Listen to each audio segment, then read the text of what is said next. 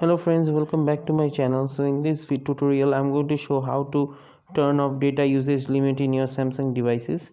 So let's get started directly through the video. So firstly you go to your settings page. So friends, if you're new to my channel, please make sure you subscribe to my YouTube channel before watching the video, and make sure to watch the full video to help me out. So okay, let's start directly through the video.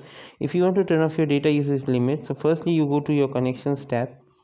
So after you go to connections tab, you go on data usage under your more network settings. So you go on data usage. So this settings in here, if you turn this on, you are gonna face slow internet or buffering during your mobile data usage. So you need to simply turn this settings off in your mobile data usage. So I'm gonna go simply set turn on the data of my phone.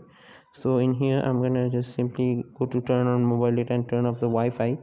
So I'm gonna click on turn Wi-Fi off, and then from here I'm gonna select bicycle data warning. So if you want to turn it on, you can turn it on, and if you want to turn it off, you just simply set it off. So this is how you simply turn your data usage off in your Android phone. So thank you for watching the video. Please like, comment, share, subscribe to my channel, press the bell notification to get daily updates. Thank you.